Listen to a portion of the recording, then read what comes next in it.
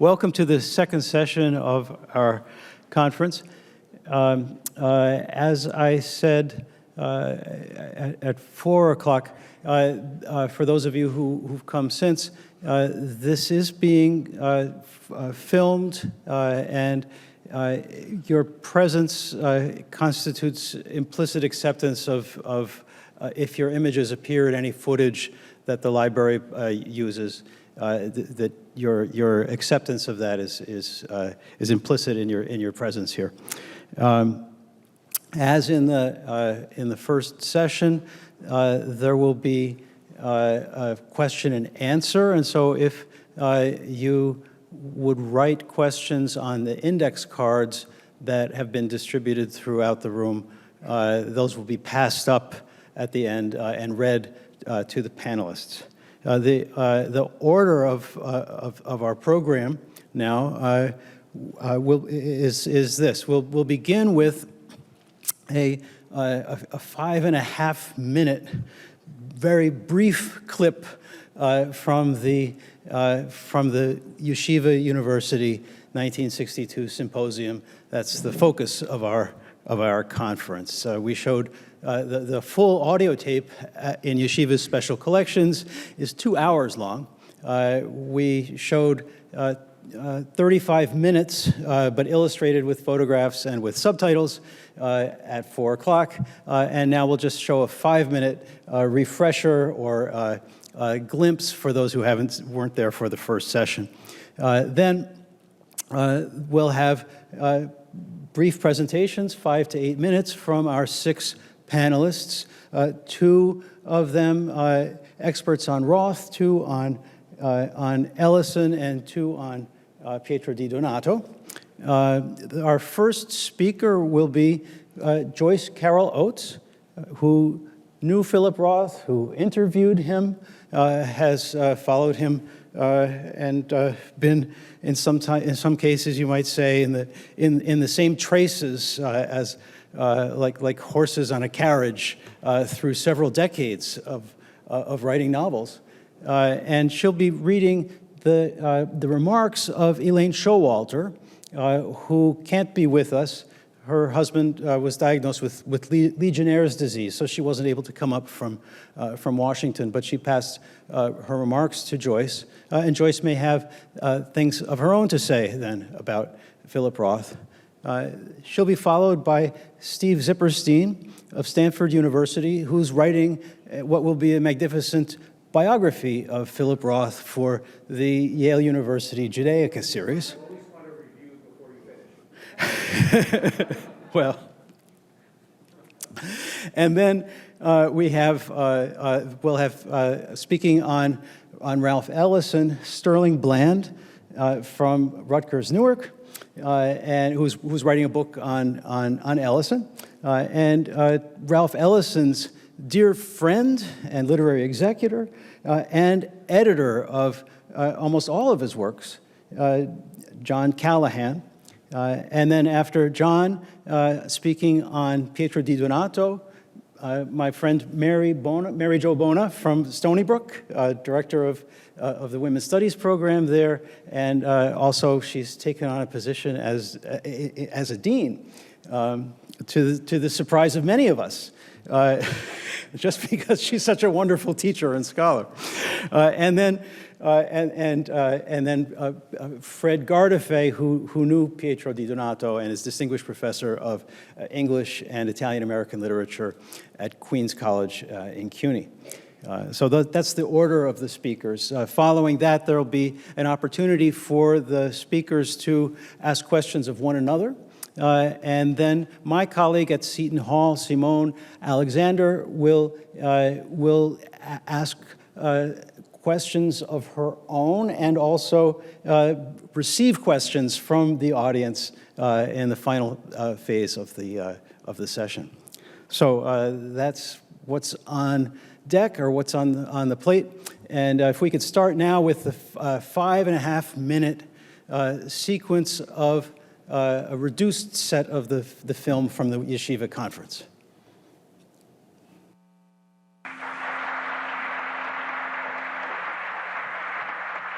I am a writer, I am also a Jew. I have in the past received letters from Jews who are not writers accusing me of being disloyal to the Jewish people. My answer is that it is neither loyalty nor disloyalty that they are talking about. They are talking about denying me my freedom and making me obedient to their will. For instance, a story I once wrote tells of a 60-year-old man who has an adulterous affair with the lady across the street. In the end, he is caught by his family and struck down by age and decay, against both of which he had set out to make a final struggle.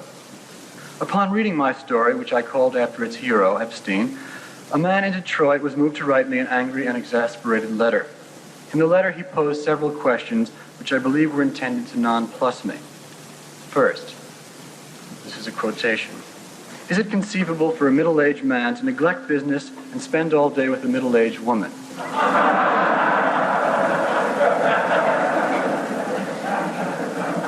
The answer is yes. What is business to the fear of dying and the drive for passion? Next he asks, another quotation, is it a Jewish trait? I take it he is referring to adultery and not facetiously to the neglecting of business.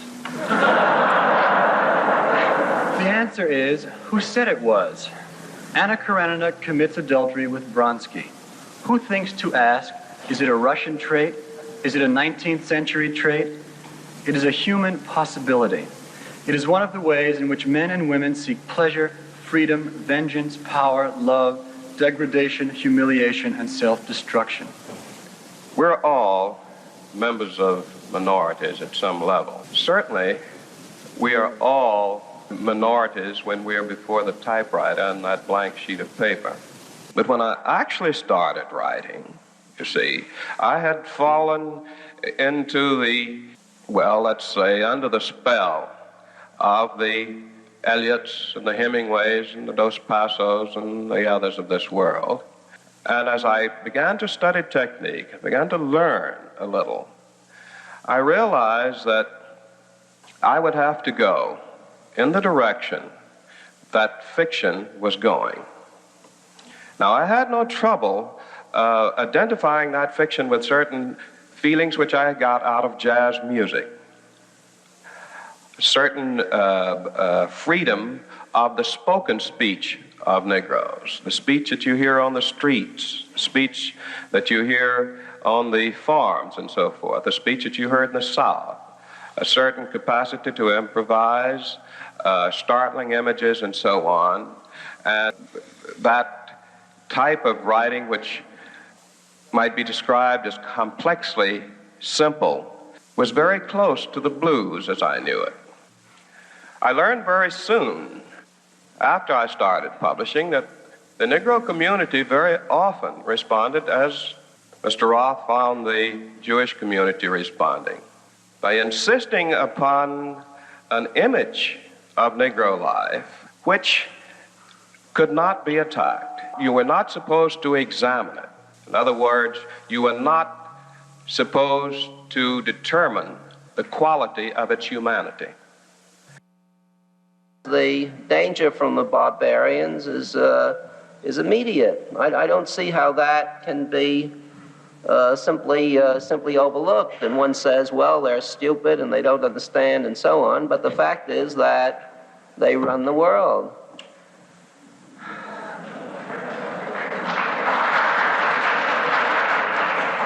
I just want to say in rebuttal, I don't feel my condition to be so threatened as apparently you do. I don't think the barbarians run the world. I agree with Professor Fleischer.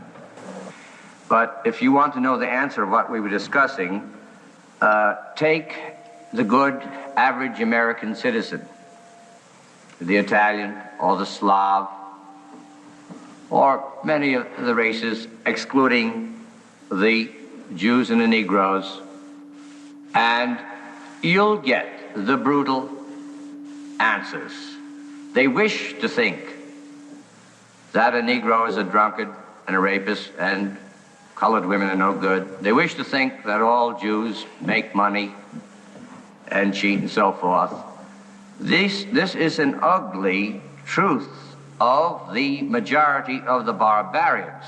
We must disperse here Go out, live amongst them, cunningly get the answers how they really feel, and then you will know the answer, and then how to fight it then. You'll be as so many St. Pauls going amongst the barbarians, or other little prophets.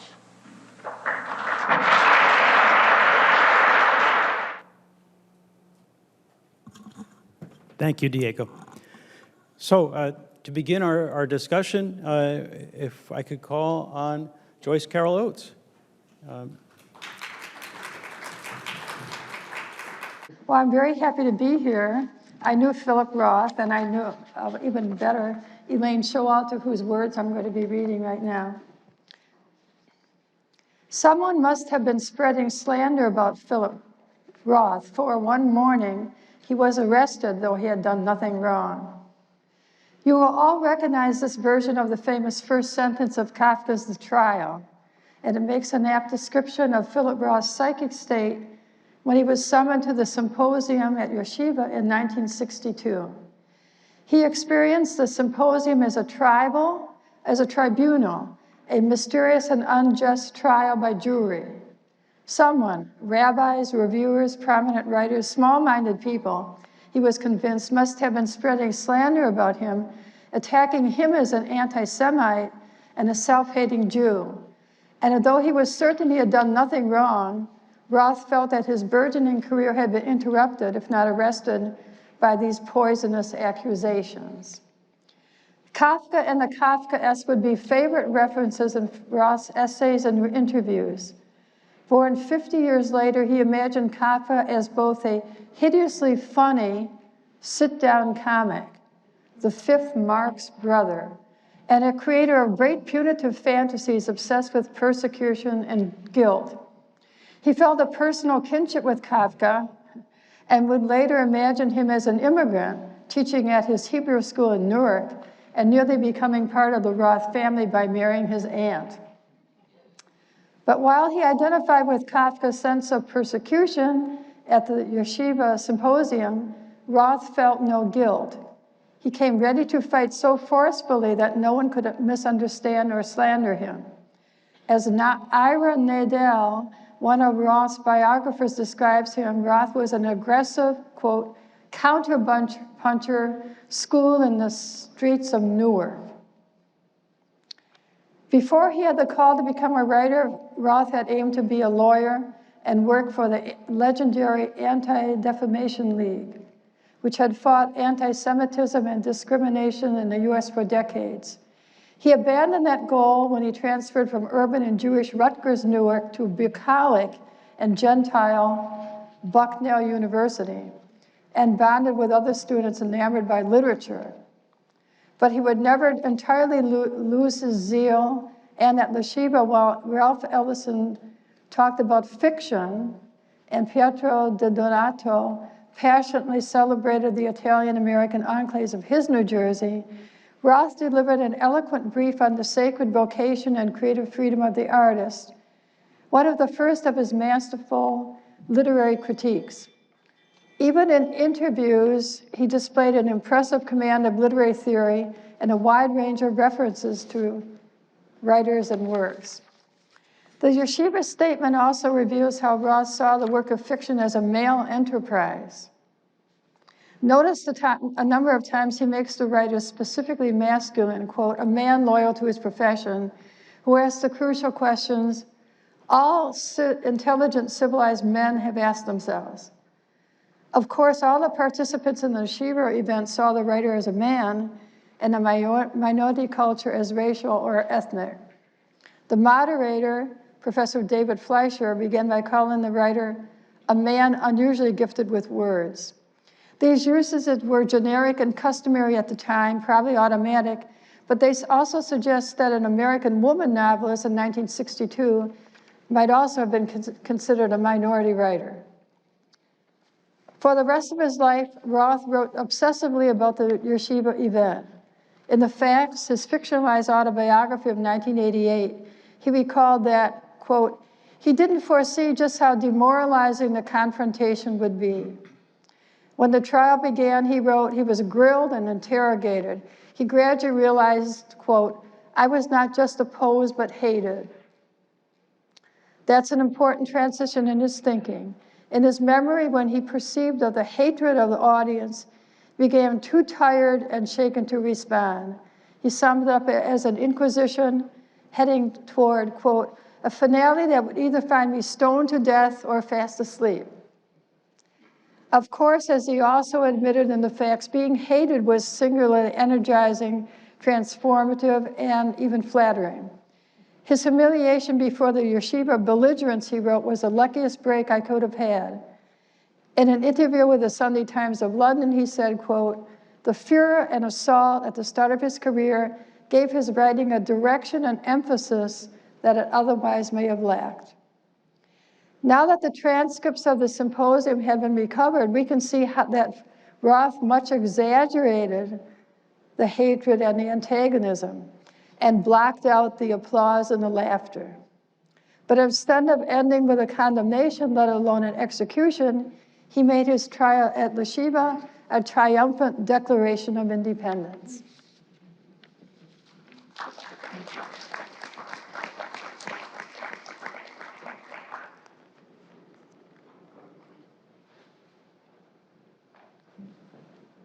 Thank you, Joyce. Would you like to add anything of yourself? Well, I have many things to say. I thought I would say things later, but it's so typical of Philip, whom I knew a bit. Like he said he was hated and he was demoralized and so forth. And that was simply part of his shtick, if that's... Philip always, he always made things a little more extreme than they were, but that's typical of writers, especially talking to an audience who didn't really know maybe exactly what was going on. But it was very typical of him, and it was endearing because he did exaggerate. But like Kafka, it was basically meant to be kind of funny and ironic, you know, like so outrageous that it sort of flips over and becomes comic. Thank you so much.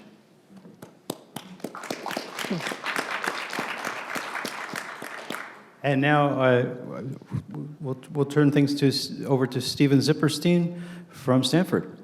Hermione Lee, in her 1982 book on Philip Roth, quote, his novels are full of tasting and eating, licking and chewing, vomiting and regurgitating, weeping and excreting. Preeminently, he is the novelist of orifices and blockages of frustrated gratification, end quote. And of course, Jews.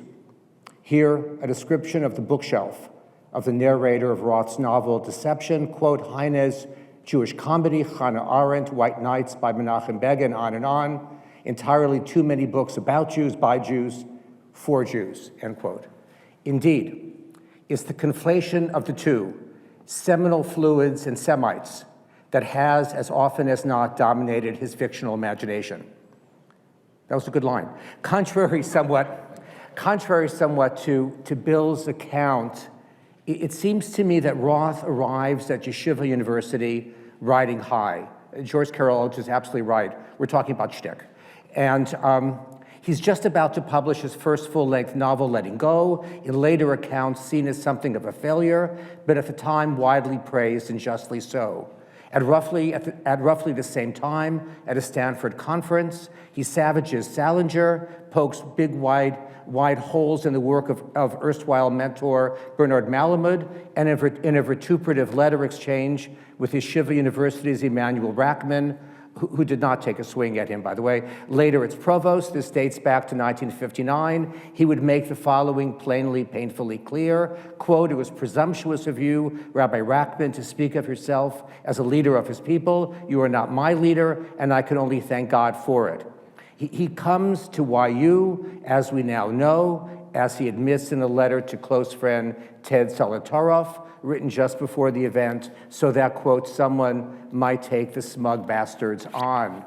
This rage, then, clearly precedes the Yeshiva University encounter, despite what Roth would say time and again in interviews, in his autobiography, The Facts, and in novel after novel. One expects a historian to tell the truth. one expects a novelist to write novels that may be built on the truth, but telling the truth is not crucial to the accomplishment of a novelist.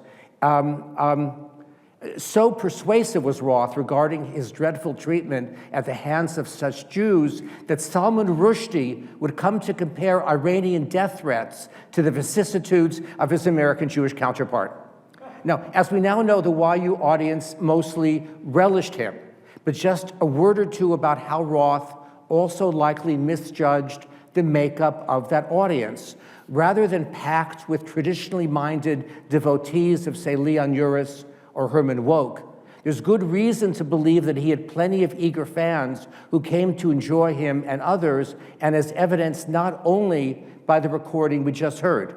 In the YU archives, I found a list of where the event was to be advertised. It includes well over a dozen spots in Greenwich Village, including Cafe Bazaar, Jazz Gallery, Figaro, the Manzini Cafe, even the Fish and Chip Shop on Sullivan. There's good reason to believe that much of the audience that night was the sort that frequented Cafe Figaro far more often than the local branch of Hadassah. A glimpse of just a few of the many vexing questions confronting a biographer of Roth. First, from whence Roth's rage, if not, as is clear, the byproduct of his mistreatment at yeshiva? Why the persistent, if also immensely fertile, preoccupation with father, not mother? How to understand the interplay between his voracious, intellectually daunting reading of very, very partial lists: Flaubert, Genet, Beckett, Céline, Kierkegaard, Shakespeare, Henry James, Arthur Schlesinger Jr., and the extraordinary fluency of his prose. A modernist of great daring, but one blessed with the apparent, if deceptive, ease of Mario Puzo, and Portnoy, by the way, pulverized Puzo's godfather on the New York Times bestseller list. And what to make of that moment, where he, alongside so many other Jewish writers and critics and public intellectuals, surfaced in the 50s and 60s. Bellow, the National Book Award winner in 1954, Mallam in 59, Roth 60, Nobel Prizes to both Bellow and Singer, and then the ubiquitous influential work of Trilling, Kazin, Leslie Fielder, Grace Paley, Bruce J. Friedman, Carl Shapiro, Delmore Schwartz, Allen Ginsberg, Tilly Olson, Paul Goodman, Daniel Bell, Norman Podhoretz, Nathan Glazer, Irving Kristol, Irving Howe, Harvey Swados, Philip Rov, Stanley Hyman, to list a few. Quote, the Jewish writer suggested a critic reviewing Portnoy's complaint at the time of its appearance in 1969 in the London newspaper, quote, is born with what others sweat for, a subject, a world, enclosed, hermetic, almost a secret society, end quote. Less weirdly conspiratorial on the same subject was Irving Howe. What these writers gave American literature, Howe suggested, much like Faulkner, was, quote, the clamp of family. Where, Howe asked, quote, is family in Emerson or Thoreau or Whitman? In American literature, there were all these strange and homeless solitaries, motherless and fatherless creatures like Huck and Ishmael. Didn't they know where life came from and returned to, end quote. Roth's subject, too, was family, particularly the lives, above all, of course, the exasperation of its men. Men forever seeking to flee, but never, ever successfully. His ambition was immense, his drive no less so. These harnessed to a keen preoccupation with what must be done to produce great literature. Soon after the YU event in Tel Aviv in 1963, he explained to an audience of far more seasoned writers the ingredients of true imaginative work. Quote, what very often happens, he said, is that when you love and revere something terribly, you can't write it, because a kind of cold, icy, horrible remove necessary to the act of writing is not available to you, end quote. A splinter of ice is how Graham Greene famously described much the same forensic-like enterprise. An understanding of the interplay between this iciness and longing, this rage and compassion, a sometimes stunning impassivity and acute empathy, All this and more must be at the heart of any credible biography of Philip Roth. And I end with a quote from the tenderest of his books, Patrimony. Quote, "He understood, like the rest of us," Roth writes, "of his father. Roth writes of himself. He understood only what he understood, though that he understood fiercely." Thank you.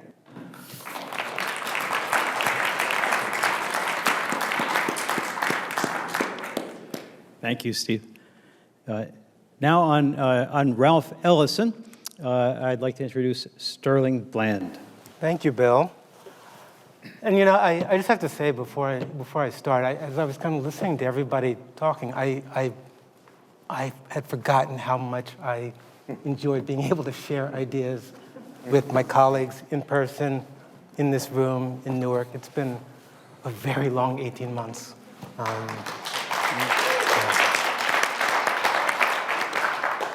So these three writers are drawn to this gathering. They're asked a series of questions, kind of specific to novelistic representation. The point I want to make in these remarks right here is simply this: for Ellison, all the discussion that you heard in the recording, all the discussion that. The way Ellison framed all of ideas, it's clear to me that for Ellison, it comes down to two big questions, and he returns to those questions over and over and over again. What is the role of the novelist in American culture, and what is the role of the novel in American culture? That's really what Ellison is responding to, and specifically in Ellison's case, I think that what he's responding to is. What is the role of the novel and the novelist in post-World War II, post-Brown versus the Board of Education, the beginnings of the movement for civil rights? What is the role of the novelist in that space? Those are the responses that you hear Ellison responding to. During the symposium, as you heard, Ellison essentially concurs with Roth's assessment about a novelist's responsibilities, if you will, about depicting the group to which they belong. And this, to me, is an important piece of overlap that these two writers share, and it's worth keeping in mind. DiDonato differentiates his thinking from Roth and Ellison's, because in his responses, DiDonato is the only one who specifically references class. So in the symposium, as we heard, Roth is responding to a question in the context of being a member of the Jewish community born in Newark. And what I heard in the framing of the question to which he responded was a basic anxiety about the dangers of providing linguistic tools and psychological ammunition for the kind of Holocaust that the Jewish people in America were not even a generation away from. So as the thinking goes in this critique of Roth, the post-World War II Jewish American population, kind of needs to be ever vigilant and ever fearful that even the smallest, tiniest miscalculation is going to lead to similar consequences. What I heard Roth saying is that context is everything. And to Roth's thinking, America brought with it systems and structures that would prevent the possibility of reliving Nazi Germany in America. And specifically what I heard Roth responding to was his own anxiety about the dangers of living in his current environment as if it were Nazi Germany, or more specifically, as if it was always Nazi Germany. The question that arose for Roth is how to write about Jewish people in a present time that was inextricably tied to a catastrophic, traumatic event from the past. Is there a new collective identity that's really robust enough to incorporate the past and yet speak to the present? Or is the past, and particularly that past, inescapable for Jewish survivors as well as the generation born in the United States? The part of the conversation that I feel that Roth and Ellison are having relative to that is that it feels to me that Ralph Ellison, in some ways, is in exactly the same spot. Ellison is speaking here at this conference just several years after the Supreme Court handed down Brown versus the Board of Education of Topeka, Kansas. In 1954, it struck down legal segregation in the country. What it also did for Ellison, I think, is it brought with it a real sense of a real paralyzing crisis about how to depict identity, the nation's identity, because you heard Ellison again mention over and over again that his interest was, kind of depicting America, Black people in America, but America. So how to get to these issues around the nation's past, and by that I'm referring to, as Ellison himself does, the basic racism that's kind of encoded in some of the founding documents, the failures of the Civil War, certainly the failures of Reconstruction, and the failures of the Supreme Court Plessy versus Ferguson in 1896, which brought on this sense of segregation. So here we are. Ellison is recognizing all that, but he's also recognizing that the country is at a moment where potentially all that is changing. And I think he is grappling, again, in some ways that echo Philip Roth, with how to depict that in a way that's meaningful, that both looks to the past, speaks to the present, and also looks to the future. I think Ellison, I know Ellison, had a real anxiety around this, as I was saying to John. Ellison wrote a letter to an instructor of his that he had at Tuskegee University. It's a brilliant letter, written almost immediately after the Supreme Court handed down their decision about Brown versus the Board of Education. In that letter, Ellison admits in a very human way his anxiety about what this means for the future, right? He says, I've just begun working on this second novel, and now this has come down, and I'm trying to find a way to kind of get to all these pieces. I'm not really sure. I don't know what it means for how we think about the past. I'm definitely not sure for how we think about the future. Ellison at the symposium says, I learned soon after I started publishing that the Negro community very often responded as Mr. Roth found the Jewish community responding, by insisting upon an image of Negro life which could not be attacked. You are not supposed to examine it. In other words, you are not supposed to determine the quality of its humanity. That issue of humanity is another issue that Ellison comes back over and over again, particularly as he's kind of trying to rethink how to depict that humanity. I think it's clear in Ellison's essays, in Ellison's interviews. Ellison had absolutely no interest in providing some edited image of Black life that couldn't be attacked. For Ellison, as we heard, and I think too for Roth, it's precisely those unedited images that are necessary for examining the depth of that Black humanity that Ellison is so interested in. Ellison was basically looking for a lens through which he could get to the sweep of history, the sweep of American culture, in all of its manifestations, good and bad, in a way that could be expressed in a manageable form. That's what he saw in the novel. That's what he saw in his role of the novelist. And that's what he saw having been taken away from him to some extent during the years of segregation. Philip Roth reads some of the criticism that he received. And one of the final points I just want to make here is that Ellison fought that exact same battle. soon after the publication of Invisible Man. He was fighting that exact same battle.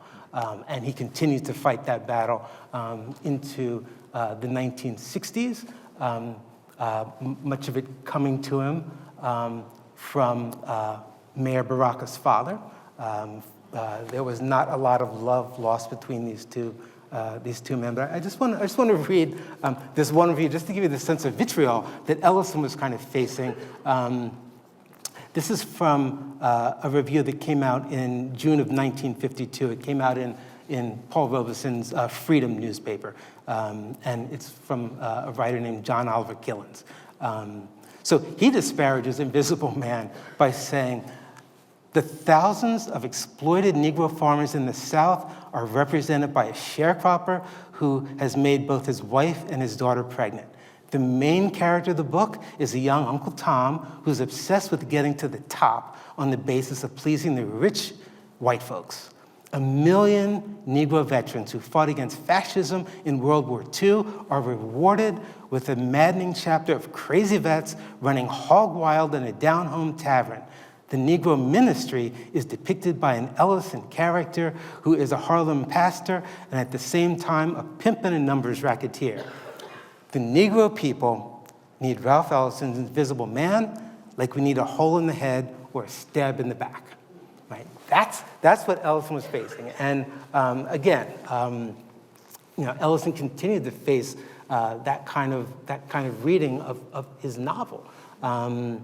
And that kind of reading of his work. And yet, it was still work that was so important in the way in which it influenced subsequent writers. As I think about it, I would love to make the pitch now to add, and again, I mentioned to you that Mayor Baraka's father was not at all a fan of Ralph Ellison, but I would love to have Invisible Man added to the mayor's reading list here in town, because I think in many ways it speaks to exactly the kind of issues that we're kind of getting at this very conference. I mean, Ellison is trying to figure out how to depict a race that is not at all homogenous. He's trying to figure out a way to figure out how that race fits into an American cultural landscape that's quickly changing and quickly evolving. He's trying to get at these ideas around politics, around black leadership, around the clergy. It's a powerful book and worth kind of returning to, I think, as a community, here in this library and across town to discuss. So, to wrap up, all of this is what Ellison felt segregation denied him as a writer who was committed to writing about race, nation, and more importantly for him, the human condition. And that's what Ellison's response to the symposium is, and that's the response that you hear in his response to Philip Roth, how to integrate black identity with American identity at a time when national identity in general and the identities of black Americans across the country in particular were being redefined in all aspects of American public life.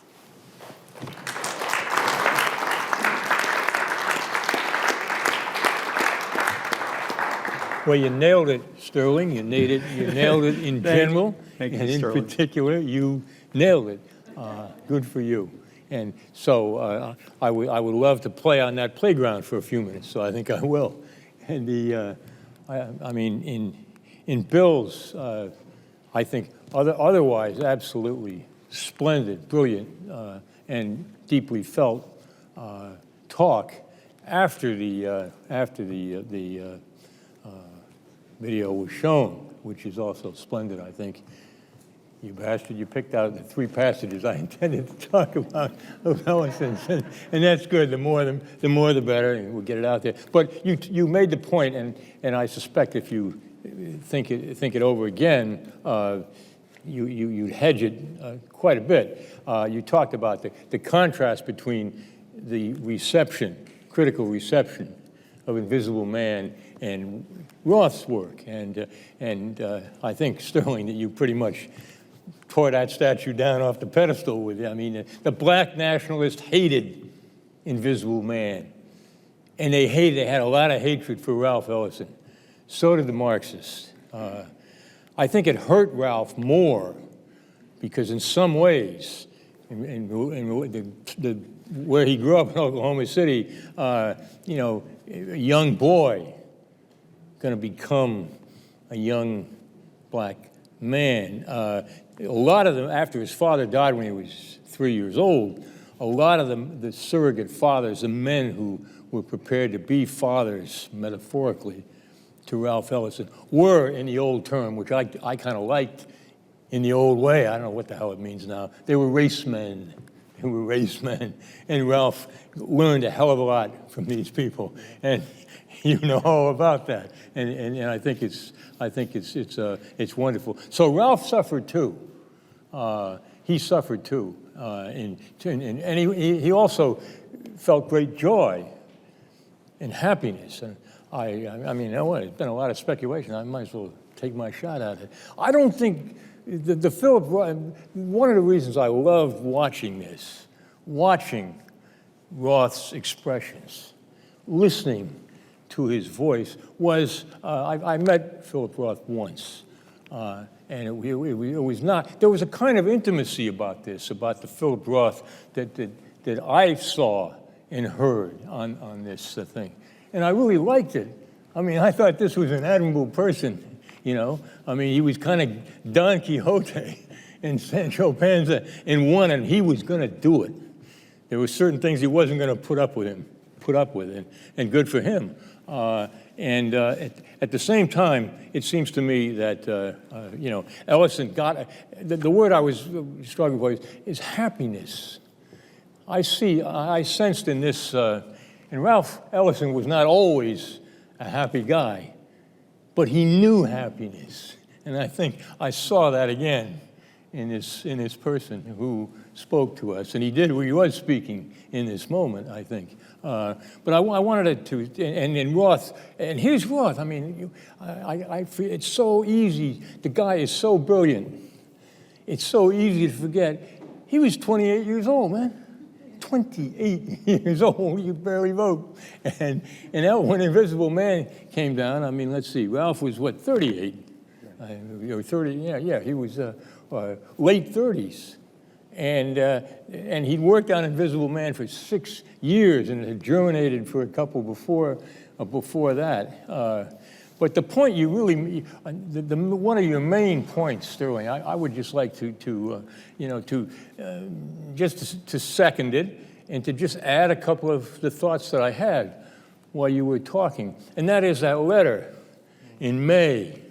I think it was the day after Brown v. Board, when he writes Mortiza Sprague, his teacher and the librarian at Tuskegee, and that was 54. He writes Mortiza Sprague. He dedicates Shadow and Act to Sprague 10 years later. So it wasn't anything passing. It wasn't en passant. You know, this was a deep feeling that Ellison had. And the other thing that it occurred to me. Your talk was so rich, I got to rethink a lot of things. It was wonderful talk. The other thing is that Invisible Man, what is it? You talked about the novel. You talked about American history and experience and things being placed in time and space with the novelist's imagination running free through both of these mysterious terrains. Marvelous.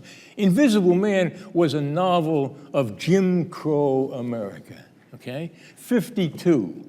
There wasn't any sense when they took little funky polls about the Supreme Court at that point, as some did, it wouldn't have won.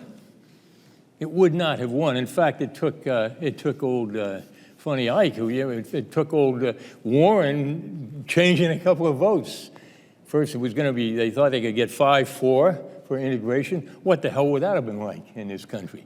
And then it got to 6-3, and then 7-2, and then one guy got sick and died, and somebody else said, God, I don't want that. So anyway, Warren went around and around the justices. The story is wonderful. And so it was 9-0. Now, cut to what Sterling has told us about, and that is this Ellison's response. And the best thing we have about his response is that letter you talked about. He's listening to the radio and he's reading, what is it? Surrender or something at Appomattox. I should remember the whole name. Somebody else will. He's reading a book about the surrender of the Confederacy. And the radio is on, and the damn announcement comes down from the Supreme Court unanimously. Integration is the law of the land. And he tells Sprague about how his eyes filled. He couldn't see anymore. He could, but the tears were rolling down his cheeks. And then there's a little bit of a pause, as I recall, in the letter. But then he starts with that amazingly complex and richly feeling imagination and mind, defiant mind that he had, he talks to Sprague. Because he says, God, it's finally we got this. And then the shadow comes, he says, and we are going to have to take responsibility now. The Negro is equal.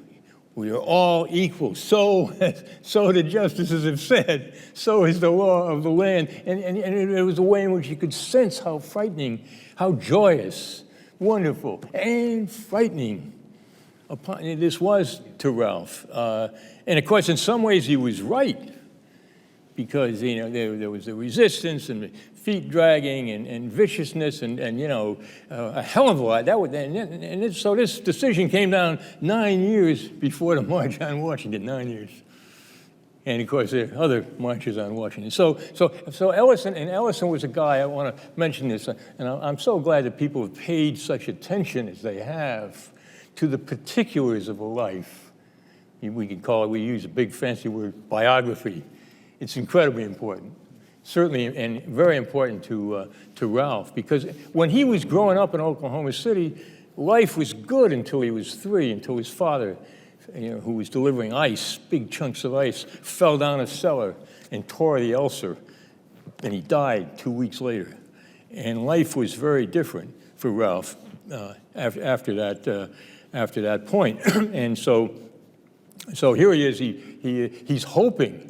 He has all kinds of hopes and joy about the Supreme Court decision, but he knows it's not going to be an entirely easy path here. He knows it's going to be really different. And as you said, I don't think anybody's really pointed out with the kind of perspicacity and directness that you did, the kind of ambivalence or the fear that rises up in Ralph about his own book. Because what does he want to do? He's written a novel of Jim Crow, so he doesn't want to do that. Even though he goes back, he can have that in the novel. He wants to write a different kind of novel, and he wants to get at the issue of responsibility.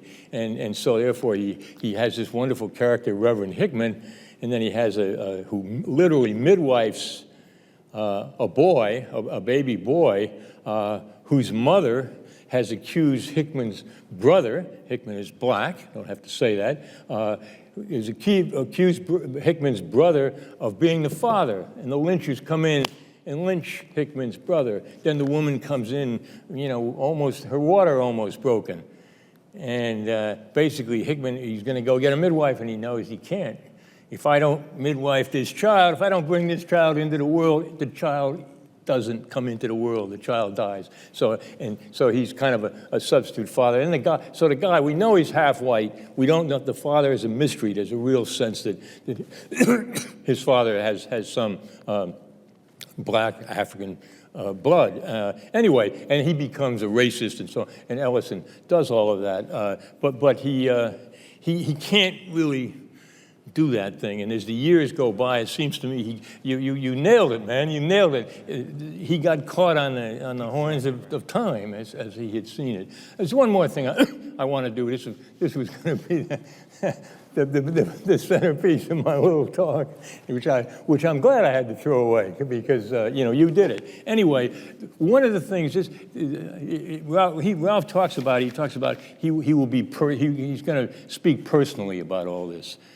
So I'm going to speak very personally about what I felt and saw in the Ralph Ellison who was on our screen. Yes, he's elegant.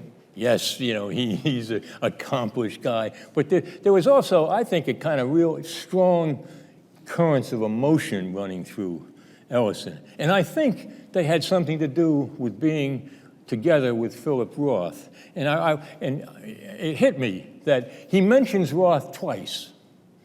And once is this sentence: I learned very soon after, and you saw both of them, I learned very soon after I started publishing that the Negro community very often responded as Mr. Roth found the Jewish community responding, by insisting upon an image of Negro life which could not be attacked. You were not supposed to examine it. You know, there's one equal to another. One comrade, they're comrades. They're writerly comrades at this point. But that isn't all. What really moved me very much was the following, which is the end of Ellison's talk. And I want to just publicly thank William Connell for calling my attention to this. Now I can bring out a second edition of the collected essays, because I got this new one and maybe another one to put in there. It must be in there. Okay, so this is the last sentence of Ralph's talk. In this world of confused values, I am led to affirm many of the things of which it is ashamed. You know, to buy Columbus, a lot of water's gone over the dam on that subject in at that conference. I affirm those things. I affirm types of Negro personality, regardless of what anyone thinks, because they, for me, are life-giving. To do any less than that is to be a hypocrite, as Phil Roth said. But not only that, it is to be a bad writer, and I have no other identity. And I think, here it is, I think Ralph Ellison is thanking Philip Roth for really reminding him deeply not to be a hypocrite as a writer. Thanks.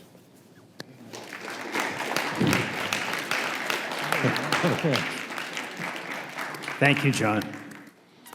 Now on Pietro Di Donato, we'll have Mary Jo Bona, please. Thank you. Thank you so much for having me here today. I'm so proud and honored to be on panel with people that I know and people whom I've just met. Sterling, I've known you forever. And I'm proud to be next to my close colleague, Fred Gardefee, and I'm super proud to be on the same table with Joyce Carol Oates, who's read Pietro Di Donato's Christ in Concrete. And it's very nice to meet you in person.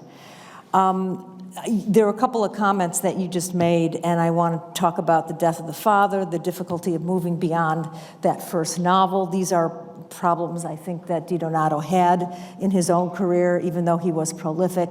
So let me begin by saying a couple of things. I brought with me today an announcement from 2000, when was it, Fred? When did we do it? 2007, was it?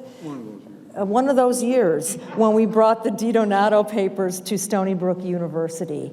And we had a dedication and celebration ceremony of his archive. And because we're also celebrating the important archive and depository of the Roth papers, I wanted to connect that with Di Donato. You know, when we were looking at the film this afternoon, it seemed like Di Donato really was the elder of the three. And I really heard a different voice because he had a different experience having lived earlier in life. And as we were driving here, Fred and I were talking about the importance of the working class subject. And if anyone brought that into play, it was Pietro Di Donato in his most famous novel, Christ in Concrete. And I brought the little signet edition because it's because of this edition that I was able to teach it for many years at Stony Brook University to build with Fred the Italian American Studies program. And none other than Studs Terkel wrote the preface to it, and Fred Gardefee wrote the, I think it was the intro to it. And because of this sort of work, it was a sort of effect of canonization. How does a book get canonized? It gets canonized on a syllabus to a great extent, at least at the university. So I would like to say a few comments about this, only to say that I could not have done any of this work without the work of the people who came before me. And that's going back many years. Just the fact that Christ in Concrete was brought into prominence at the same time that The Grapes of Wrath was also a bestseller in 1939. So he was in good company, Pietro Di Donato, during the early part of his career. And if I would say one thing in which all three are sharing a kind of connection, it's the working class person's sort of economic survival, almost against insurmountable odds. In some ways, all are invisible men. I kept thinking about that. And these are deeply, and I mean this in a very sort of scholarly way, these are deeply novels about masculinity and how do men survive, young men survive without fathers. For Ellison, it was the death of his father when he was a little boy. For Di Donato, it was the death of his father when he was 12 years old. And this particular novel, Christ in Concrete, is a sort of autobiographical, fictional response to that devastation. And this is just my take on it, but I don't think he ever recovered from it. And I want to connect to something that Bill and I were talking about on the phone.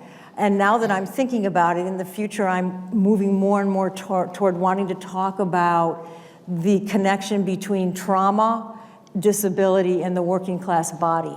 And that brings me to Nemesis, Philip Roth's last novel, which I want to go back to, and to Christ in Concrete in a special when I go back to that. So let me just say a couple more things, and then I'll have Fred shore up the ruins at the end. Yes, please. When I first came to this book, I needed to talk about how these writers, working class writers, not just Di Donato, but I'm thinking of him specifically, really offered alternative views of justice. And that's certainly what we get in Christ in Concrete. And it's a magnificent novel. And it's ventriloquial, to use a term. It's many-voiced.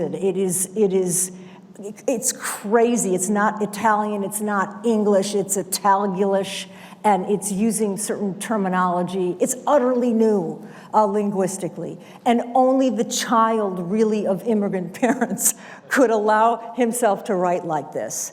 I was talking to another woman when we were having a little treat between 5 and 6, and it is important that Di Donato believed in the importance and beauty and artistry of work. He always understood himself significantly as a master mason.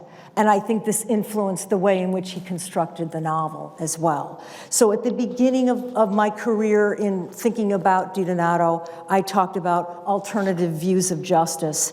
And I talked about the importance of, and I think this is for Roth and Ellison, the way in which localization of trust allowed for a critique of the bigger bureaucracies that were wrecking these people's lives over and over again. And all of these novels, in some ways, find a way to silence official discourses of power in order to do important new work in their own writing.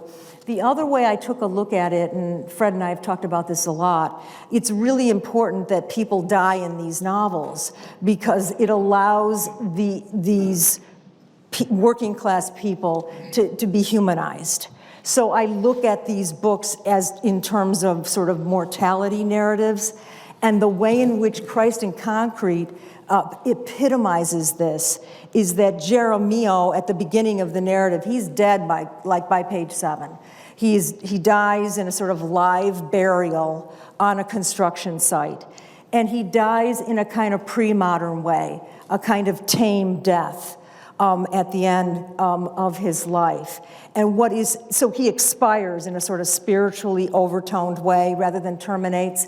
And that feeling of spirituality is infused in the entire novel. So the novel is framed by Jeremio's death and his wife Annunziata's death at the end. And even though years pass, the way in which Di Donato constructs the novel makes it seem like it happens in like 2 years or something. But what he confers upon the parents of this book is a spirituality that he can't hold on to, but that he continues to value for them. So spirituality, even though it's struggled with in this novel, is maintained, at least in the first novel. So the framing of the novel is very important. And we haven't talked a lot about women except those with whom people are having affairs. But in this case, Annunziata is an extremely equally important character to Polly, the protagonist in the book, and to the father, because she desires to die more than anything else. She refuses protocols of grieving to get her through the next day. She wants to be with the beloved dead. I mean, it's a transgression that is overwhelming in its intensity in this book. And it leads me to say that I don't believe that Di Donato, and maybe Fred will disagree with this, was ever able to relive the intensity and beauty of this novel in the many other works that he did produce, including a biography of Mother Cabrini. But I found some of the subsequent books much more of difficult reads. It's always like the second album. It just never really reaches the beauty of that first one. And you got to get past that in order to do it. And I do think, as our dear colleague Bob Viscusi said, he remained a sort of unregenerate radical his whole life. And he could not get past that time in his life and that huge amount of fame that he experienced early in his career. So those are some thoughts that I have about it, and I want to go back to it now and be able to talk about Di Donato and Roth especially through the frameworks and theoretical ideas of trauma and disability as we think further about these wonderful writers. Thank you. Thank you so much. When I was a kid, I worked in a pawn shop. My grandfather had a pawn shop, and he told me, if you want to understand a man, don't look in his eyes, don't look at his clothes, look at his hands. And if you pay attention, I'm a hand looker now, since then. If you look at those photos that were there, did anybody notice anything about Di Donato's hands? First of all, there was a cigarette in his hand, if you notice, back in the day when you could smoke wherever you wanted to. But secondly, there's calluses on his hands. He's the only guy in that shot who had a working class job when that event was going on. Mary Jo was talking about his archives at Stony Brook University. Irony of all ironies, the last job that Pietro Di Donato had that put him on workman's compensation because he got hurt on the job was building the Melville Library at Stony Brook, where now is housed his archives. So, and the fact that you probably don't know anything about Di Donato, most of you here, you don't have to, I know this. I know you do, Joyce, but what I'm saying is I've devoted most of my life to reading and studying and teaching him and trying to get things back in print and so on and so forth. And what I can tell you is that he would have loved to have been vilified by his community, the way Roth was vilified. The way he would have eaten that up, and it would have given him fuel to write better novels. There's no doubt about it. He was even worse than vilified. He was ignored. The people he was writing about were barely literate. Those who could read and write, certainly when they went to schools, never had any of their culture validated enough to say, well, here's a writer you should read. I mean, if you look at the history of American assimilation, you know, that Jews were even in public schools, that Jews were even at colleges, that they could teach at colleges is an epic story that needs to be told. But if you look at Italian Americans, it's quite different. Pietro Di Donato's father died when he was 12. Sure, he couldn't get over that, and he kept writing about it and writing until somebody would listen, and nobody listened.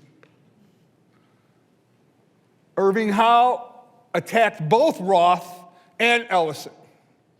I mean, how DiDonato would have loved to have gotten into a fight with Howe. The idea of these intersections between these writers is amazing. I mean, especially between Roth and Howe. I happen to have a very personal connection to all of them, even though the only one I've ever met and spent a lot of time with was Pietro DiDonato. I studied with Richard Stern at the University of Chicago for a year. Stern worked with Roth. He was a teacher. He claimed he told Roth, stop writing about this crap, write about those country clubs you go to. I don't know if that's true or not, but that's what Richard Stern said. And then in 1961, he interviewed Ellison. And Stern would tell me stories constantly about both these writers. Was it 62? 61, right. And so there's an incredible number of intersections here. The black man is invisible because people don't want to see them, is what Ellison says. Italians are invisible because they don't want to be seen. They want to be assimilated. And so they rushed right in. If you want to do, there's never been a study done, but there should be about the fastest assimilation group in the United States. Germans might figure out pretty quickly in there, but Italians were pretty fast. Until the civil rights movement comes along and people starting to question. Now, in terms of communal reception, we can attribute that to a poverty of interpretive strategies. People, when they're reading Roth, they think, it's not like this, it's not like that, because they only have one way of reading and trying to interpret something. The same thing with Ellison. And it's exactly the same thing with DiDonato. And what I say is that this interpretive weakness it manifests itself in what I call irony deficiency. You know, they're just, people are running around with the deficiency and ability to understand irony and to see it and to deal with it. But that's just a symptom. It's a symptom of a disease called literalism. And if you know anybody who attaches themselves to any religious text, it is literal. I mean, our interpretive strategies all evolved out of religious interpretation. And so when you are not educated into multiple strategies of interpretation, this is the way it is out in the world, and this is why people are afraid of what's on TV. The Italians didn't wake up until The Godfather came along, until Scorsese came along. And by that, I would say it was a little too late, but the idea of this poverty of interpretive strategies is very important to look at whenever you're looking at what happened to these people. Then there's critical reception. I have a whole bunch of quotes, which I'm not going to read. Are we going to do papers based on this? All right, then you can read it later. But I have quotes from Howe about Native Son, where he says he was, invisible man is marred less grossly by, if Native Son is marred by the ideological delusions of the 30s, invisible man is marred less grossly by those of the 50s. There's a guy by the name of Robert Bone who was a professor at Yale, and he said, the problem with the American Negro novel is it's too political. Once they get beyond the politics, they'll learn. So the idea was that, you should work on aesthetics, forget about the politics. So this is Irving Howe. And then Irving Howe gets a hold of Roth, and it's a whole nother story. I mean, I wrote a whole paper called Reinventing the Jew, the Jewish American Writer. And I'll probably put some of that, because I never published it, into this thing. But Roth was cursed by his own people. In a later consideration of Roth's work, Howe, perhaps nourished by the swell of anti-Rothian sentiment, added his own curse to the young writer's growing collection.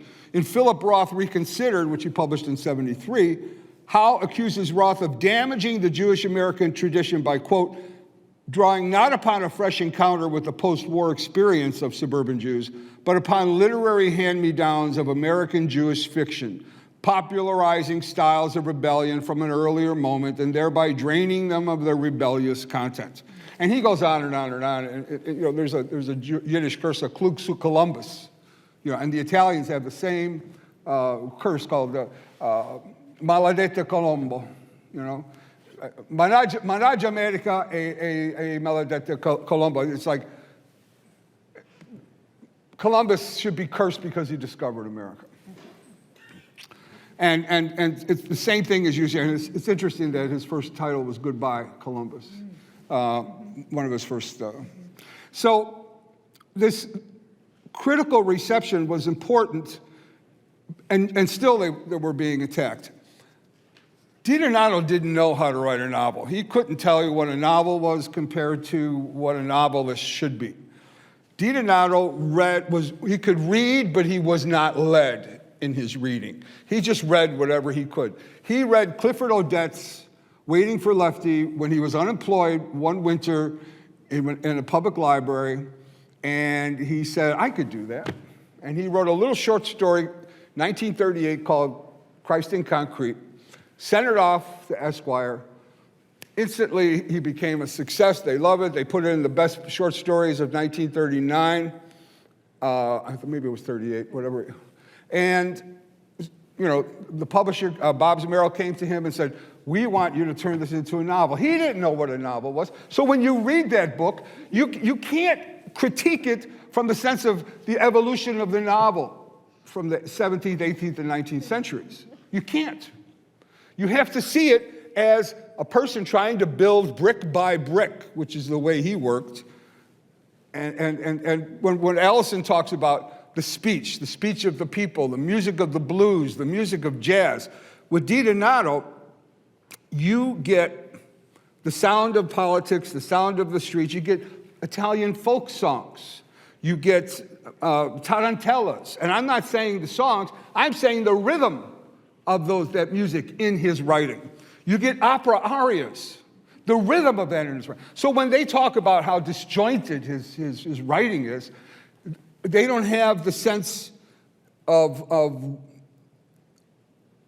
these kind of possibilities happening in a novel, which is why I argue that it's a very modernist novel, even though people will say it's very realist.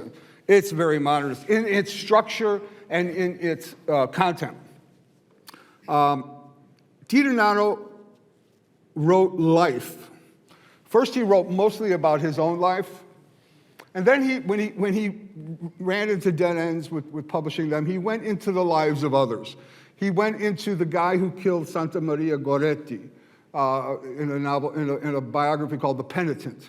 Most people read the lives of saints. This guy wrote the life of a guy who killed a saint and who repented. Then he writes the biography of Mother Cabrini, which gets published in a white leather volume, and it's given to the Pope, and he went to the White House and he gave one to Jackie Kennedy, and he writes all about this.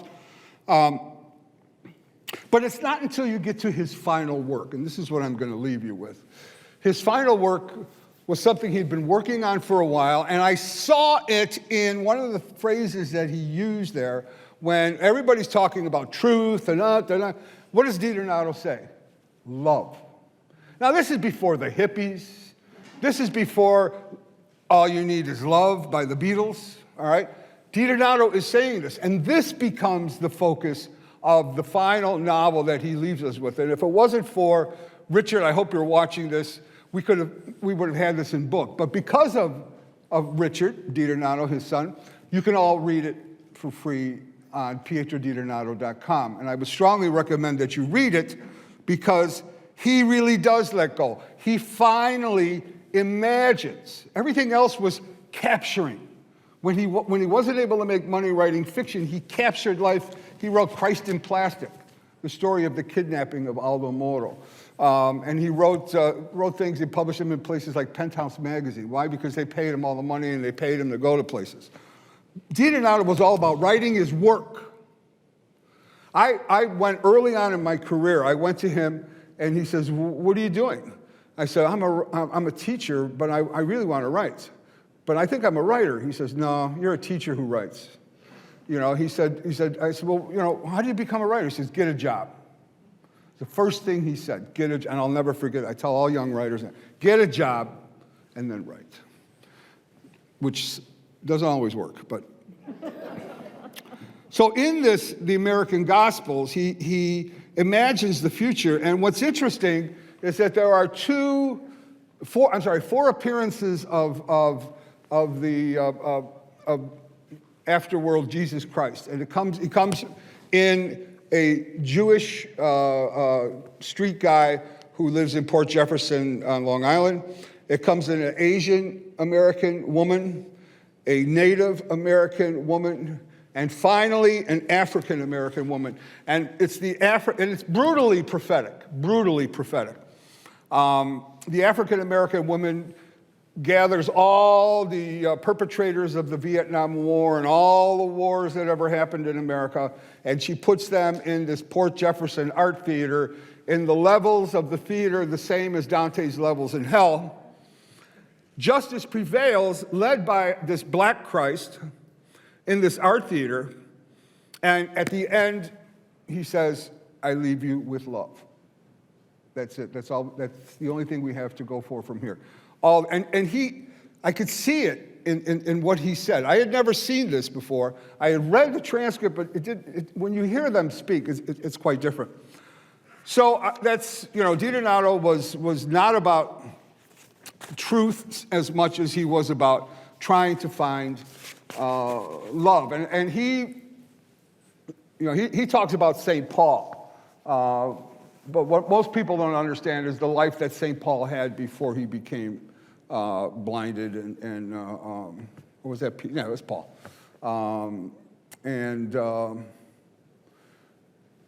I think Damascus, was that Paul or Peter? No, it was Paul. In Damascus, he was blinded, but before that he lived a horrible life. And DiDonato, by the end of his life, is kind of atoning for that. So I think writing for him was intensely personal. And then when he realized that people weren't getting it, he tried some of the things that people did get, which was journalism and so on. And finally, at the end, he said, screw it, I'm going to write this. So that's what I have to say about DiDonato. Thank you.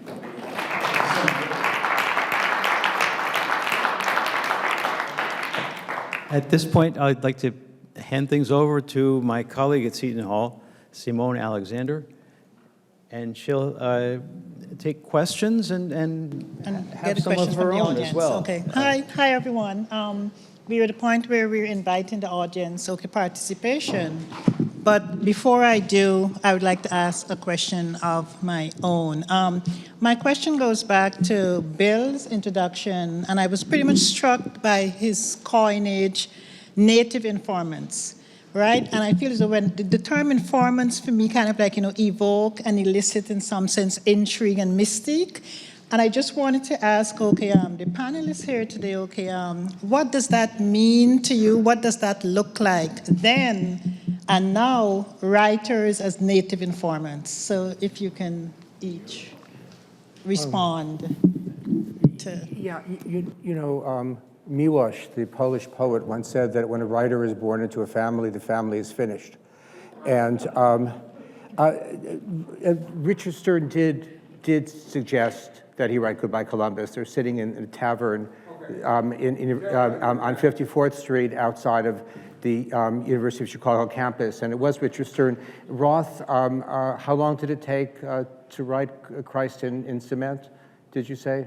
Concrete? Concrete, I'm sorry. I think he wrote the novel within 6 or 7 months. Okay, so Roth wrote Goodbye Columbus in 4 or 5 weeks. And what Roth did come to recognize at the time, he's writing a novel about an American Jewish businessman who contemplates going to Germany to kill a German, any German, and it's awful. And he tries to sell that to Houghton Mifflin, that then publishes Goodbye Columbus. But what he comes to recognize is that he writes best what's close to home, and closest to home is Newark, and closest to home is his neighborhood in Newark. And all of you heard that tape or excerpt from the tape. He was not vilified by the Jewish community. He claimed, he felt, he was convinced. The fact that a novelist is convinced of something does not necessarily mean it's true. And I have a letter from the head of public affairs at the Anti-Defamation League when Philip was teaching at Princeton, tells Philip how much he loves his work and he wants to visit him. Joachim Prinz, the head of the American Jewish Congress and the leading rabbi then in Newark, arranges for him to go to Israel with a bunch of seasoned writers. He's a beginner. One of the almost invariably, the writers in the partisan review, mostly Jewish writers, savage one another. And so somehow that's a family trait. One could psychoanalyze that, but the notion that he's vilified by the Jewish community is simply wrong. And it's certainly a good many of older writers feel that Roth, this newcomer, is pushing them aside, and understandably, and I understand that feeling now at this particular age, they feel abused, and so this is a family argument. I'll invite you to my Passover Seder, and you'll see the kind of family arguments that exist. All right, and then I'll invite you to my family Christmas Eve. We argue as good as Italians. So that's what we're talking about here. Just by the way, the story Epstein is probably, this I think speaks to your question, hopefully. The story Epstein is based, again, on a local story. Apparently Sid, who owns Sid's, the place that's depicted in Portnoy's complaint as a place where Portnoy goes to eat French fries. Sid apparently arrived typically late to the diner that he worked at. His wife was harder working. She arrived earlier. Sid was particularly late one morning, and his wife came home, and he was in bed with a lady across the street. And Philip took life around him, took his life around him, and transmuted it into fiction. And he transmuted episodes like the YU one often into literary gold. But that doesn't mean that he was actually telling the factual truth. We don't judge a fiction writer by those standards. Did I speak at all to your question? Yeah. Okay. Just thought you wanted to respond to the question. Yeah. So your question is about the native informant. The native informant, yeah. What does that look like? And you know, my way of getting to a response to that actually is an issue that Fred brought up when he was in the midst of his comments. Because I can't help wondering when we talk about informant, one is informing to someone. And I think Fred's question was, who exactly was DiDonato's audience, right? You say that he wasn't writing presumably to other bricklayers, but presumably to other members of the Italian community or beyond that? Who was Roth writing to? That is the issue of being an informant for Ellison, I think, is complicated because that is one of the critiques against him, right? In the sense that, are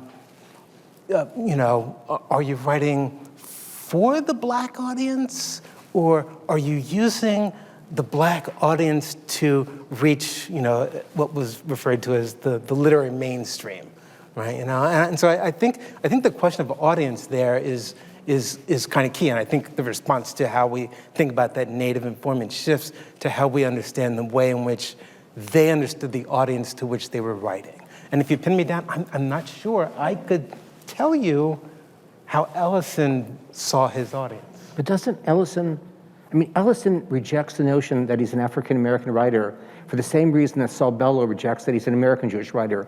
A working definition of an American Jewish writer is someone who rejects that he's an American Jewish writer.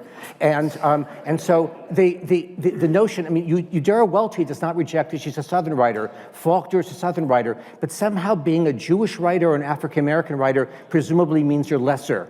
And so the aspiration is to write for the world. Absolutely. Right. Absolutely. Yeah, Ellison had a favorite word. I have a hunch he might have used it here. He used to say something, "That's some bullshit." And deep down in his, look, Ellison, he knew he was he didn't mind anybody calling him, he was African American, black, Negro. He used the terms, and he was proud of it. He was proud of it. That sometimes gets missed in terms of the novelist, and he knew he was a novelist who was African American, but he talks about it very clearly in this at this conference. I mean, where he talks about how he is really he's trying to deal with humanity. And the other word that is so important to Ellison is personality. The inexhaustible, variegated nature of human personality, and that's what he wasn't going to give anybody that. He was going to do that as well as he could, and he knew it didn't always make sense. This business about audience, I hate to say it, but I think if you really want to know about Ralph and his audience, just pick up the selected letters of Ralph Ellison. It's only 1,070 pages. I mean, he's writing to all kinds of people. It's not that he's writing to, well, this is for Black Americans and this is for Irish, and that isn't the way the guy thought. I would have to say. I mean, and I think there's ample testimony to that in the letters he wrote to a variety of people. Okay, Thank can you. I? Yeah, go Okay, yeah, just go because ahead. I'm not sure if Joyce Carol would want to respond. Then I'm going to jump to the Pedro Dionato panelists. Do you want to respond? I know that do you want to respond to the question in terms of I couldn't really hear your question that well. Okay, yeah, it was about the writer as a native informant. I mean, what is your take? What does that look like to you? Native informant? Yeah, and that was the terminology that Bill used in his introduction. Right, So I'm drawing on Bill's introductory speech. Well, I think that these writers that we're talking about, maybe not so much Donato, are very self-conscious craftsmen. And Ralph Ellison had read Faulkner very carefully, and he'd read a lot of other things. And he wasn't a naive writer. Philip Roth had read everything. And so Philip talks about the strategies of his novels, that Portnoy, he uses a certain strategy.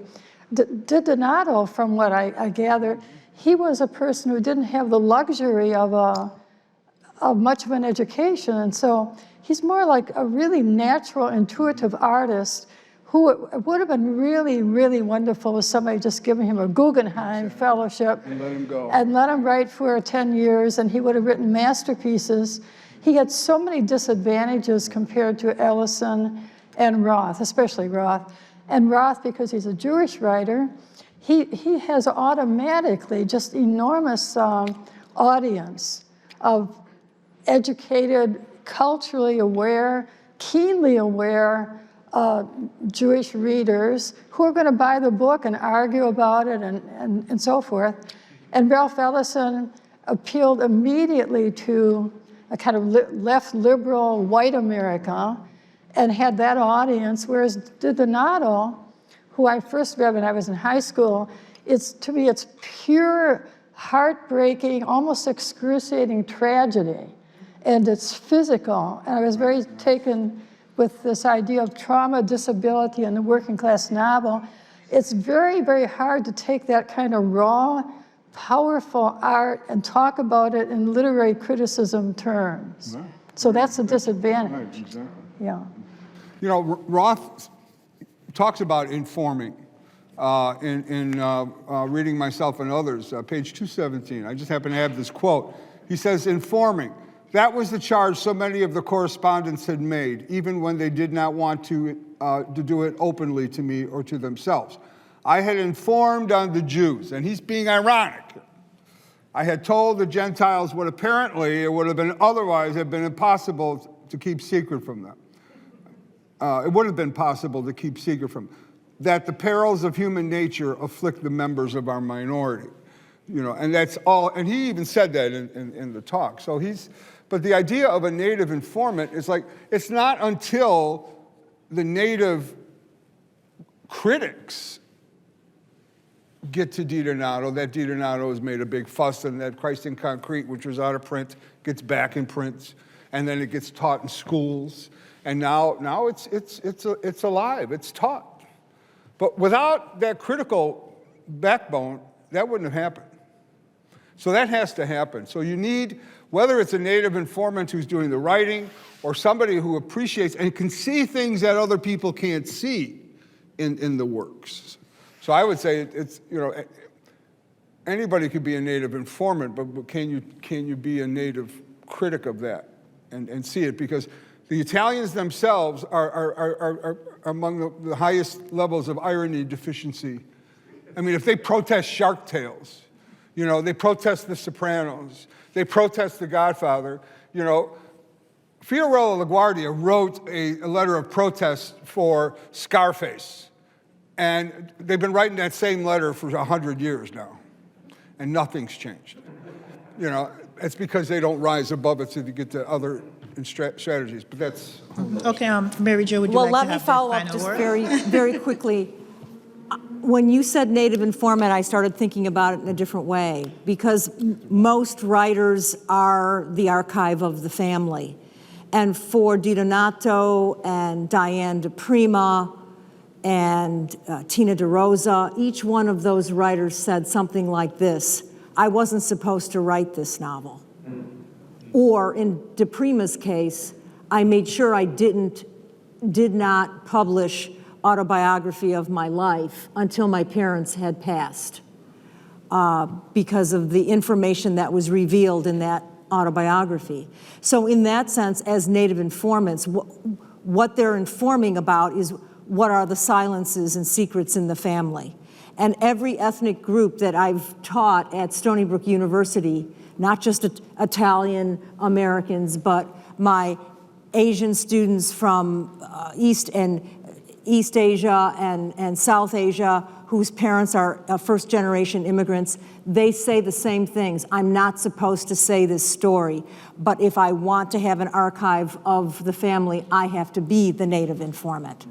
So I just wanted to flip it a little bit to think about it from a different perspective. And just to spin off that real quickly, I was once in a room with all of those writers, and they were talking about who has to die in your family before you publish this next thing.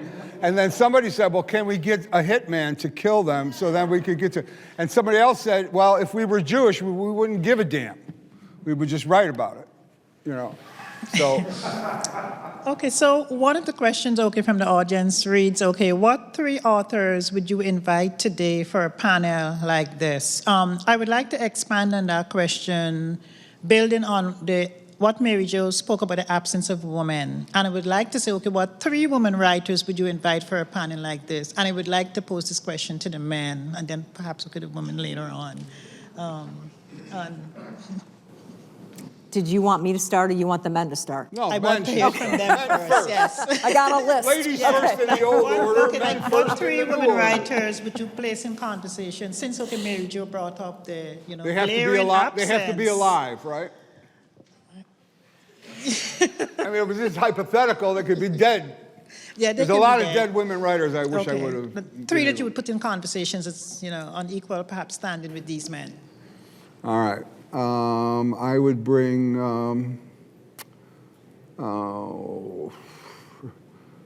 they're all dead. Okay, I would bring Carol Mazo. I would bring, from the Italian group, I would bring Carol Mazo, Rita Chedesi, and who else? Louisa Ermelino. Oh, Louisa Ermelino, thank you. That's who I would bring. Right. You didn't prepare us in advance, did you? It was a question So from the audience that I'm just I expanding upon. Yeah. You blame it on them. So I thought of 2. Certainly Zadie Smith, great admirer of Roth's and a great novelist, and Michael Chabon, who imagines in one of his novels a world where there's no Israel, and there's some sort of semi-state somewhere, I think in Alaska, and what greater heresy, Jewish heresy, can there be? And so. And then I'll leave it to you to think of a 3rd. That's not fair. Go ahead. So I would without hesitation, only because I think these 2 women already were in conversation with these writers in some way, I would certainly bring Toni Morrison into the conversation, right? I mean, Toni Morrison read Ellison. She thought about Ellison. I read to you that critique of Ellison's passage where he describes this poor black sharecropper who gets both his wife and his daughter pregnant at the same time. The Jim Trueblood section of Invisible Man. Toni Morrison read that, rewrote that in Bluest Eye, right? So she was already in conversation. And I also think that in a lot of ways that Maya Angelou is already in a kind of conversation with these kinds of ideas. I think that that her position on everything. She was a close friend of James Baldwin. I think she was far less conservative than Ellison himself, and I think would have had a lot to say about each of these. For the third, I'll take.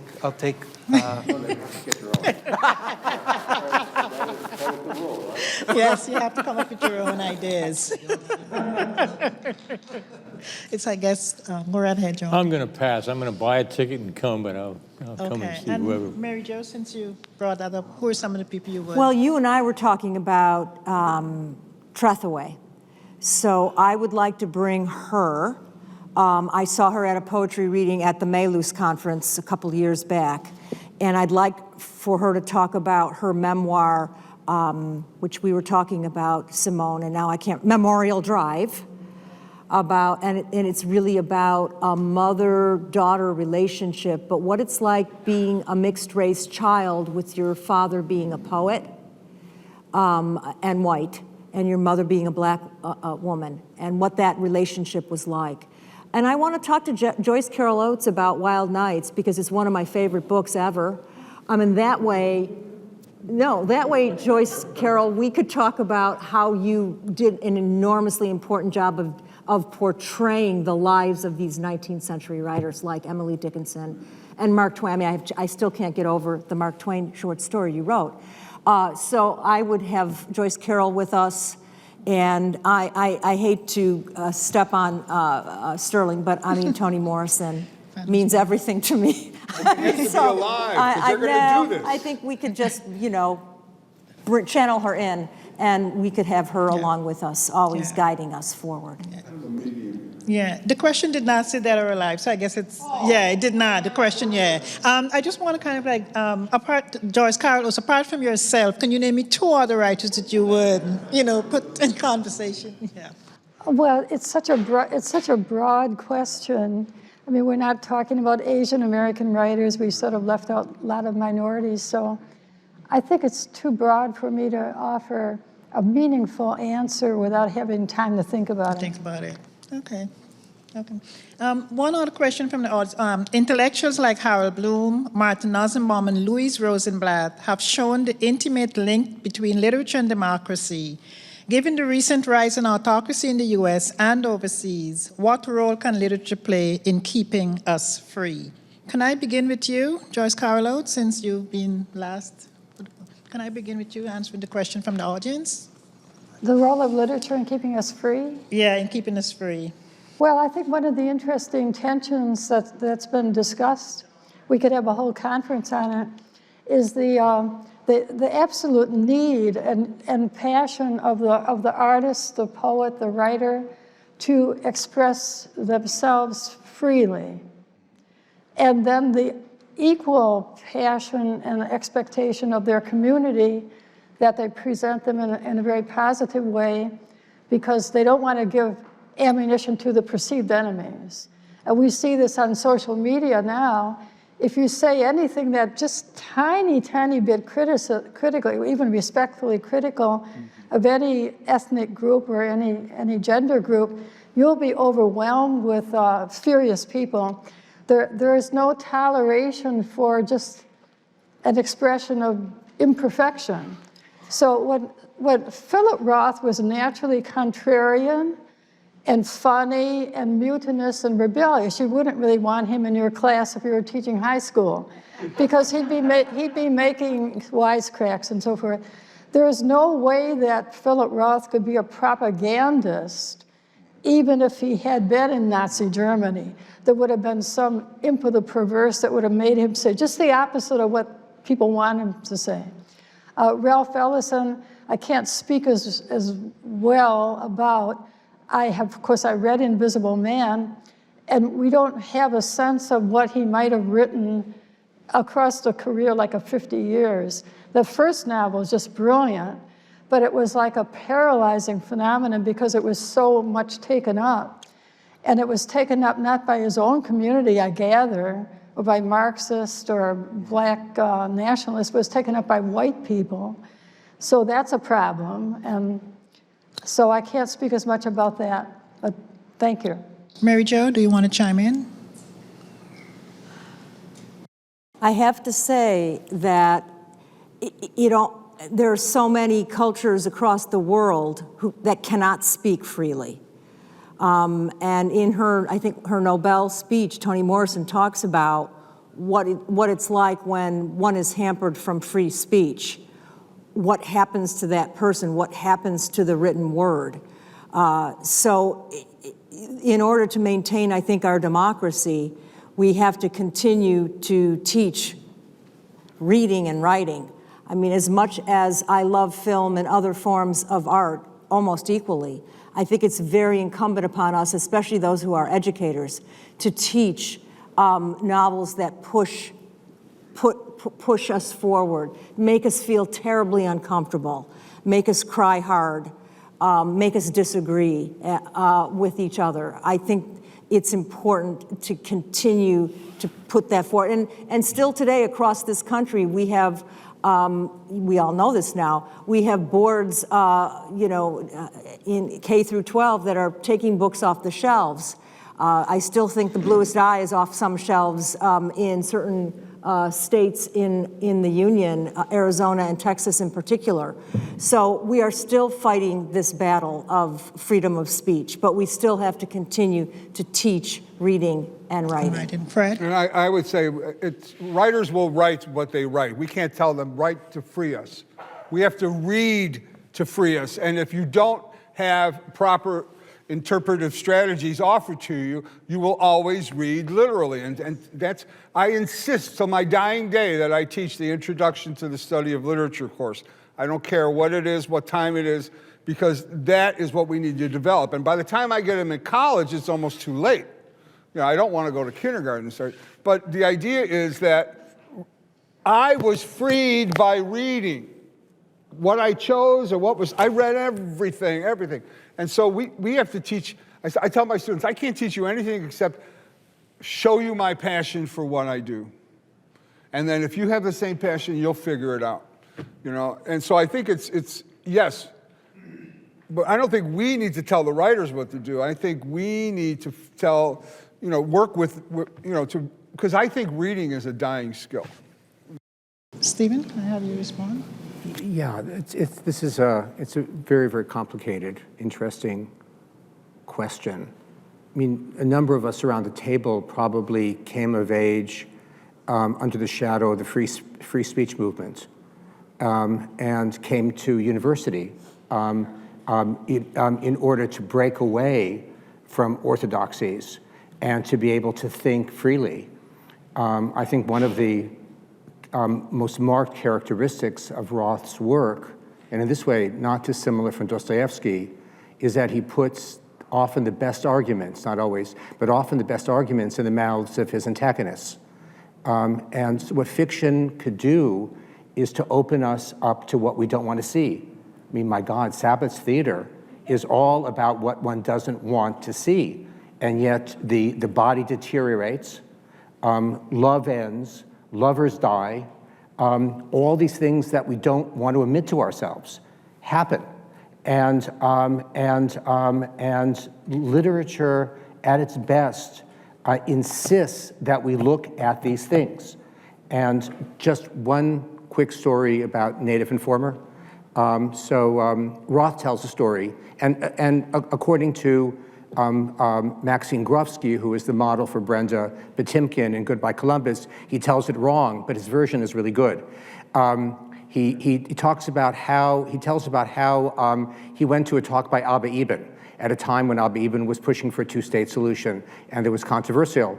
And at the talk ends, and Maxine Gruevski's sister comes over to him and talks about how he ruined their family by writing Goodbye Columbus, by telling the family stories. And Roth looks at her and says, "You can forgive Yasser Arafat, but you can't forgive me." Now, apparently, Roth didn't say that, but it's a really good story. Sterling? Well, I don't think I can say it better than what Stephen and Mary Jo said. I really do believe that in terms of the democratic process and keeping that alive, it really is about the openness of thought and thought as a conduit. I'll just say, as a passing comment, Ellison was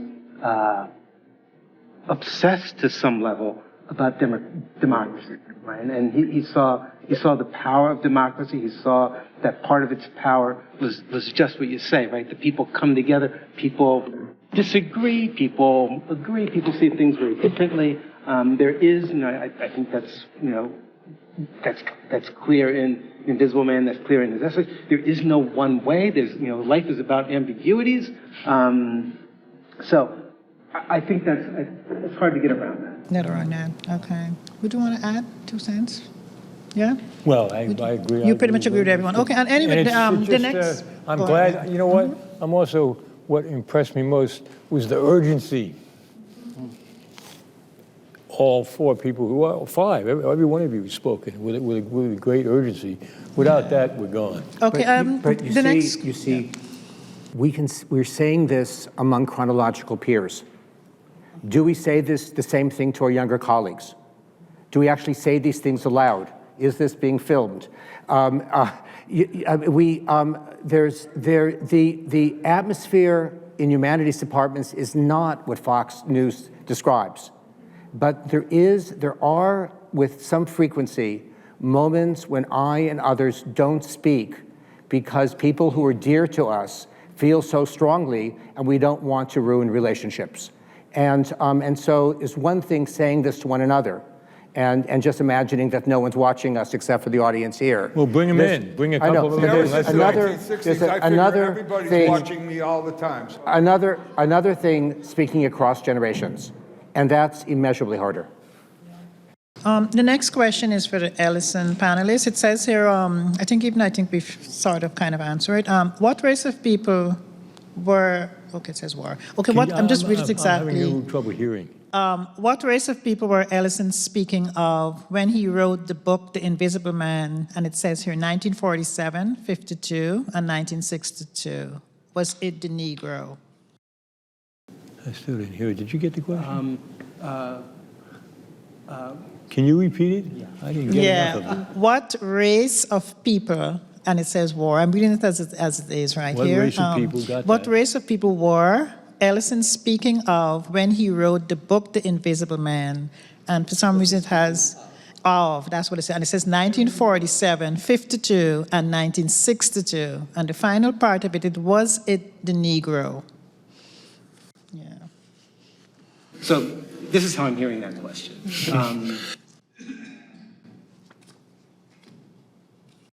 Okay, just very quickly, there's something at the back. If he wrote The Invisible Man today, what would be his view of the black, in parentheses, Negro, as being invisible? Okay, all right. So that clarifies things. So it feels to me, in Ellison's mind, and he doesn't get to, there's a complicated trajectory as he's writing Invisible Man. By the end, I mean, the novel ends, not to give anything away, but the novel ends by saying, who knows, but on the lower frequencies I speak for you, right? And so I feel after Ellison left behind all the ideological stuff that you see in his critique of the left with the Brotherhood, he then, kind of tacks on, and the prologue, if I'm remembering correctly, was the epilogue was not part of the original manuscript. He wrote that very late. And so he clearly began thinking about that in a very universalizing way, right? So that's the first part of that response. The second part of the response is exactly, how would we think about Invisible Man written today? That was exactly the question, say, that Mary Bravaka was asking in the 1960s, right? Particularly for a group of young, black, Marxist activists who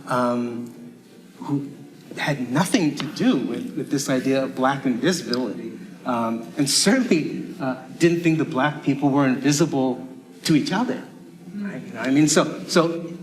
My point is that metaphor of blindness and invisibility, I'm not sure Ellison could frame the novel today in the way he did in the Cold War era, the post-war. Of course not. And Roth gave us the answer. He said, look, I'm not writing, I'm not working and writing in 1933 or 30, so it's going to inevitably be different. I think Ellison said something similar. So you're right, it would be different. I suspect it would be just as powerful. Who knows? We don't know.